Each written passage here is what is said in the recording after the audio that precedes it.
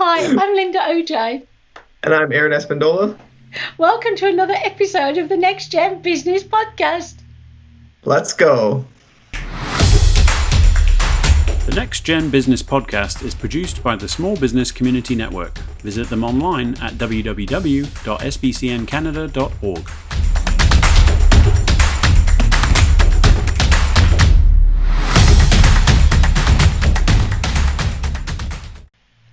Well, Aaron, as you noticed when I was doing the introduction, I messed up, so I hope our producer takes that bit out. It's all good. There's no mistakes that can't be undone here, so. It's so lovely to see you. You look like you've been sunning yourself again. You look so well and healthy, and I'm all white. Oh, yeah, I've been going to the beach like every weekend, so, and with the new restrictions being lifted, I'll be definitely hitting up probably like I think Canada Wonderland's going to be open soon, so I'm going to be trying to go to there and see what's good. But today we actually have a special guest with us. His name is Ibni. Hopefully I pronounced that correctly. You did, yeah. And he is the president of Dust Out Commercial Cleaning, which is located in Kitchener. But I think you guys also do all of Southern Ontario. That's right. What I got from your website. Right. And for our listeners and viewers, would you be able to maybe kind of go over what you do as a company? I know it's kind of like the name kind of gives it away, but just go a little bit more in detail. Yeah, no, absolutely. Well, first of all, Linda, Aaron, thank you so much for having me on your podcast. I think this is fantastic. I think what you guys are doing is great. And like I said, I think it really helps small business owners and entrepreneurs, giving them an outlet and a platform to kind of speak on their business and the good that they're doing. So thank you so much, first and foremost. So Aaron, a little bit of what we do. So Dust Out Commercial Cleaning, abbreviation is Doc The OCC, as in a doctor. And if you visit our website, you'll notice a lot of the themes that we have are medical related. Now, we are a commercial cleaning company. We're not specific to just medical offices, but the platform and the brand that we had behind that came from this whole healthcare industry, healthcare being tied to cleanliness and sanitization and health. We thought it was actually quite fitting. And a little bit about myself. So yes, I do run the business as the president, and I have a partnership in the business with my wife as well. And funny enough, my background is a little bit on the health side because I did work currently, in the healthcare industry, and my wife is actually a teacher by trade. So it's just it came together for us with this idea of creating this commercial cleaning company. And I think, what we do, a little bit of what we do, and that helps us kind of shine from the rest of the people out there is we really run an industry where we're not looking at the people we work with as clients, Aaron and Linda. We look at them as a partnership, right? Mm-hmm. I find through creating this business and doing our homework, a lot of the other players out there were offering a standard service where we would like to tailor our business to more of a customized service, right? We want to be able to fit in your equation for your business. So we are part of your brand and part of your company and part of what you do, rather than offering a standard service and say, this is what we do, this is what we charge. So we really work with our clients. And again, part of that was, our own experiences when we look at certain services that we're looking for or certain products. We really like that custom feel. And we know that it's designed for us, and we know that the vendor or the supplier is making it specifically for our needs. It kind of gives us that assurance. And that's kind of what's been driving, the business and our background. Okay. How long have you been operating the business? When did you start? Yeah, so we started in August of last year. And the main driver to start this business, actually, before we even got into commercial cleaning, my wife and I, we do a lot of volunteer work. And volunteer is fantastic. But with COVID and everything else happening, you're watching the news and you hear how people are losing their jobs and places are shutting down. We kind of sat down and said, what can we do to help in our community, Kitchener, Waterloo, Cambridge, and the surrounding area? And the idea was, well, if we can create a business, then that would grow and we could potentially employ people, right? Which is what we did. So we were like, how do we get back to the economy? And the best way we thought was to create a business. That way you can employ people. How that's fantastic, right? If you can create jobs. So we started in August, and we launched the business officially just before January. And you know what? With Soraya's great marketing and social media navigation that she's done, we actually took off on the right foot. So we were able to get a lot of local clients, which we're happy about. It allowed us to employ people and actually get that business from ground up to where we were planning it was going. And we were able to do that within a matter of a few months, to be quite honest. And I think a lot of that is because of COVID. COVID, and people all said now they want the sanitization, they want the cleanliness, and our ability to work and be flexible with our partners and design a special operating procedure specific to their needs, I think really has kind of shined, and people took notice. That's really cool that you were able to I guess go off on the right foot starting off your company. I know a lot of companies take a couple of years to start building themselves up, and I guess with growing so quick, you had to hire a lot of employees, which kind of leads me into my next question. When you're hiring these employees, how are you making sure that they're working at your standards? Do you guys have a checklist or certain standards that you guys follow or abide by? And how is that maybe you can give some recommendations for our listeners so that they can follow those steps as well? That's a great question. And you know what? It's great to find employees. I think there's a couple tricks to this. I think finding the right employee is one. And the second is attrition, making sure they stay with the company. Right? And the good thing about making them stay with the company is to offer a competitive wage, being flexible with their needs, work and life balance, having initiatives or incentives as well that you can potentially offer to your employees as well. But that's fine and dandy once you have them. But in order to get them, right, that's the hard part, is how do you find good staff? And what really works for us, Aaron, is that we run the business, but we actually do the work as well. So when you're running a business and you're actually there on the field with your employee, it's very different than sitting in an office, let's say, and running the business behind a laptop, right?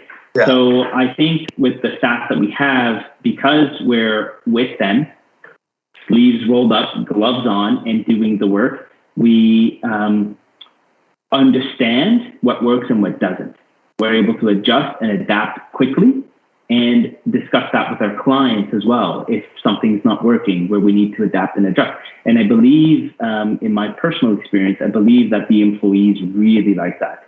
You're not just the boss behind the laptop, you're actually with them in the trenches doing the work and making sure everyone's kind of listed at the same time. So if I had to give an advice, I would say, roll your sleeves up, guys. Don't be afraid to get dirty and get in there with your staff and lead them, as opposed to just being the boss.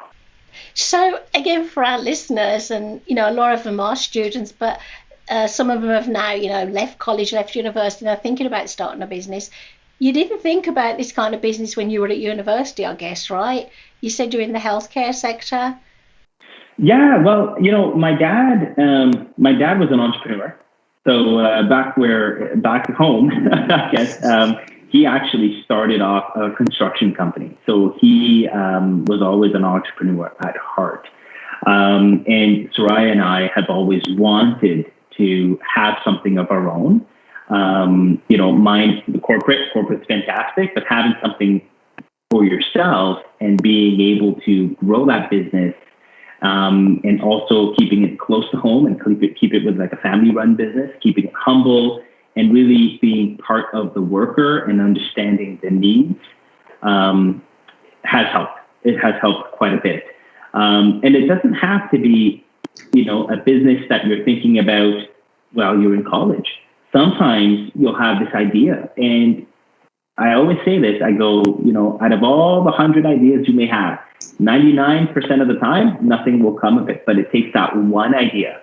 It takes that one idea to set you apart, and that one way of thinking that sets you and makes you different. And you know what? If you follow that, it will, and if you enjoy what you do, the rest of it just falls in place. That's a great answer, isn't it, Aaron? You're ticking all our boxes. I'm just going to ask you very quickly, if you don't mind, where is home then? You mentioned home. Where is your former home? Yeah, so back home is a small island called Mauritius.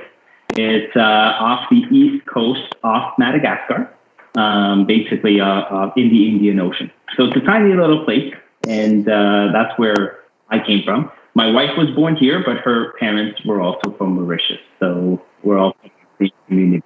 Oh, it sounds beautiful. It sounds like I want to go on holiday there, Aaron. What do you think? Go on a nice holiday. Oh.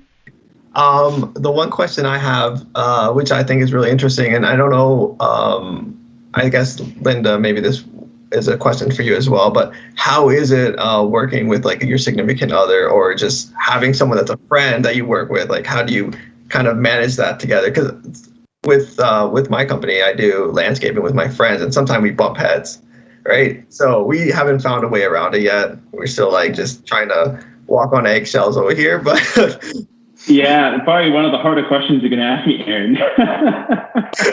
And I'm just checking the invitations in here right before I answer. You could use a light.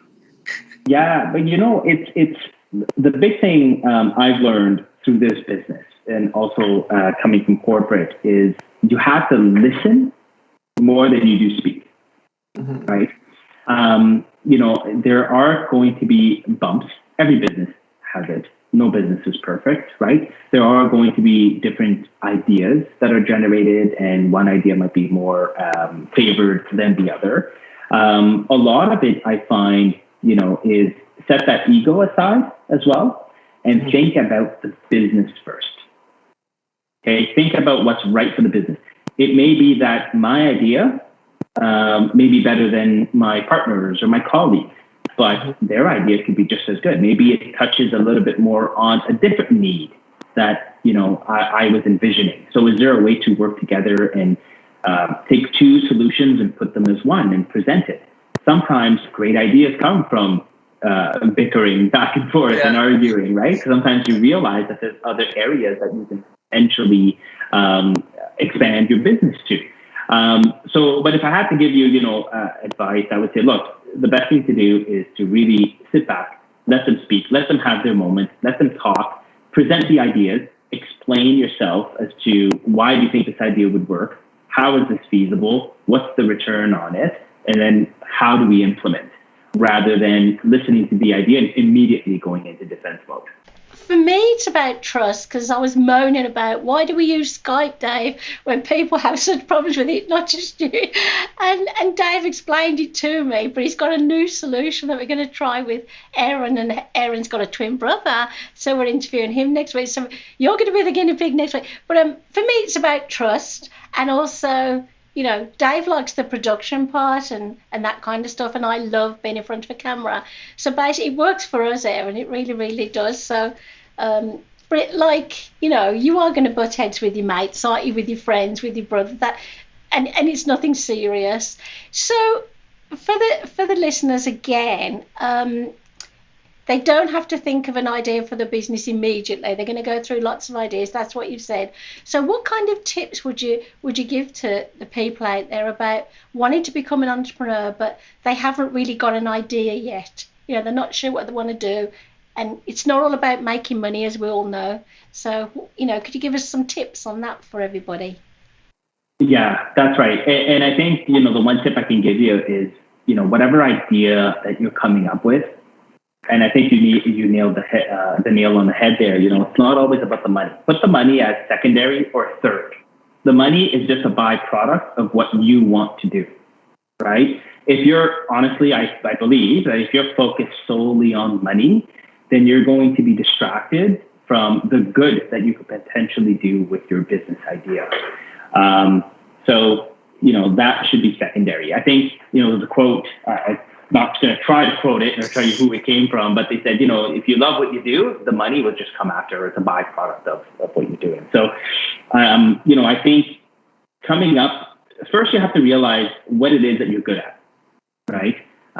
What can I do that's different? Or what can I do that's so particular to my skill set that I do? Now, it could be something professionally. It could be something you do at home. Like, for example, cleaning. I had no background in cleaning, excuse me. But when I clean my house, I take 5-6 hours to clean my house. And I'm very particular, right? Yes. So I'm good at cleaning.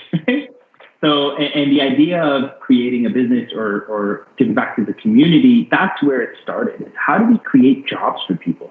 And then the two kind of just fell together. And I'm like, well, I'm good at this. And potentially there's opportunity there that could be lucrative. And if we expand, we can employ and hire people. And it kind of checks all the boxes. So I think that's where you start. Start with ground one at yourself. What do you love to do? What makes sense for you, your lifestyle, your business? And then, that profit and the money and being lucrative comes after. It always has to come after. Okay. I was going through your website and I noticed that you had, you're really marketing off, I believe it was like the ISSA. And I was just curious, like, what is that exactly? Mm-hmm. So ISSA, it is an association with all other sources of cleaning companies and people that do residential and commercial. It's almost like an accredited association. And it's an opportunity, for us to belong to that. And we're privileged to belong with them as well. And it allows us to share, communicate. It's an opportunity for us to tap into a network of other people very similar in our businesses. And it allows us to kind of network and reinforce what we're doing. Because a lot of times, you might think you're doing something well, but through your networks, you realize there's a more efficient way of doing this, or there's a better way of doing a certain project or a certain cleaning project that you're working on. So it's a great association. And if you run into an industry or you create a business that has an accredited association, I would highly recommend you join them because it opens a lot of doors. So for any future clients listening to this, they have the ISSA certificate. And I love the fact that you mentioned networking because I've built 2 businesses purely by networking because I didn't really have anything tangible. It was all about me or encouraging people how to network and to build strong foundations. And you've built a family business, right? I looked at the website and it's part of the family, which is great. You're also, creating opportunities for the community. I love the word opportunities. And I'm so glad I will share with everybody. I found you guys because you were following our podcast on Instagram. And Aaron and I were so excited when we found you. We've got to ask them on the show.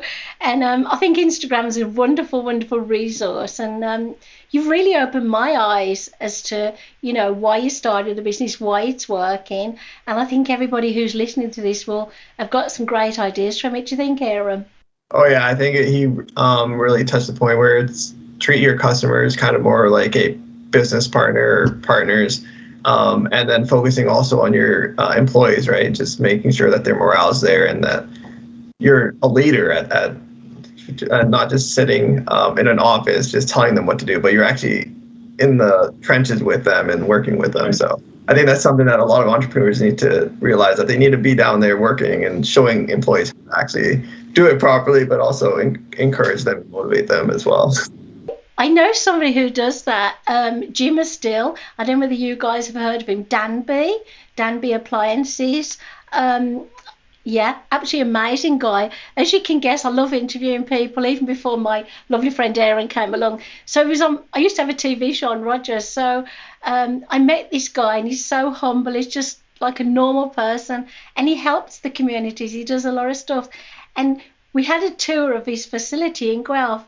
And all the employees there see him as one of them, a worker bee, not just. And so I think that's great, Aaron. So how can our listeners find you? Do you want to share your website, your Instagram account, any information at all, please? Yes, of course. So if you, on our website, it's www.dustoutcommercialcleaning. I know it's fairly long, but DOCC, dustoutcommercialcleaning.com. And on Instagram, it's at dustoutcommercialcleaning as well. So we have our webpage there. You can email us. You can connect through this call as well. On Instagram, that page is always active. We're always managing and monitoring that page as well. So feel free. I think a lot of our clients, we've only had one client who called us. Everybody else, believe it or not, was through Instagram. Because I honestly think that's the future. Honestly, if you can advertise on Instagram, oh my God, it's just opportunities everywhere. And you just have to find a way to set yourself apart. And also answer the messages. Aaron and I have invited some people along on various platforms and they haven't answered our messages, have they, Aaron? So it's an opportunity, opportunity for us, opportunity for you. So if you don't answer your messages, you miss out on the opportunity. So you guys did, and we can't thank you enough. We are going to have to say goodbye to you now. So I want to say thank you from me. And it's going to be goodbye from me as well. But before I leave, just want to let our viewers know to, if you like what we do, just make sure to subscribe to our YouTube channel. That's the Next Gen Business Podcast. And that's the same username for our Instagram. And if you want to be on one of the episodes, just reach out to us on Instagram, or you can go through our Facebook, which is www.nextgenbusinesspodcast.com. And then you can just fill out the application there to be part of the next episode. And it's going to be goodbye from me. And thank you so much for coming on our podcast today. Thank you so much, guys. I really appreciate it. Thanks for listening. Check us out at www.nextgenbusinesspodcast.com.